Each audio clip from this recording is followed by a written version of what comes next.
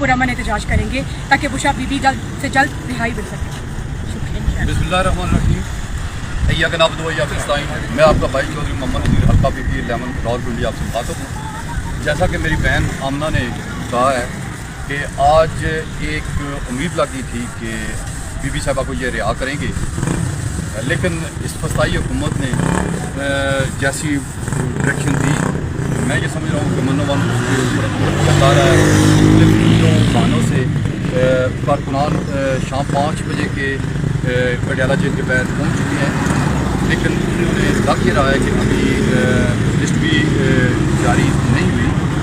اگر انہوں نے رہائی کرنی ہوتی تو یقیناً یہ لسٹ پرووائڈ کر دیتے گئے.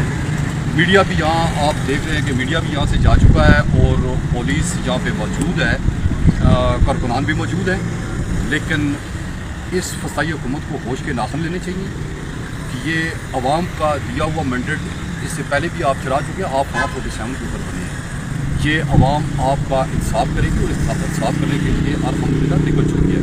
آپ کے دن گنے جا چکے ہیں. پہلے بھی حق پابند سلاسل ہمارے قید کو، ان کے اہل خانہ کو اور ہمارے دیگر پارٹی قائدین کو اور پاکستان کے انصاف کے کارکنان کو آپ نے حق پابند سلاسل کر کے رکھا ہوا ہے.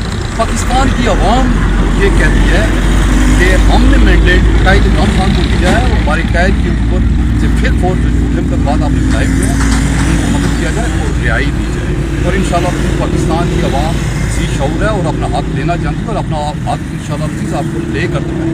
بہت شکریہ. کون بچائے گا پاکستان؟ عمران خان. کون بچائے گا پاکستان؟ عمران خان. کون بچائے گا پاکستان؟ عمران خان.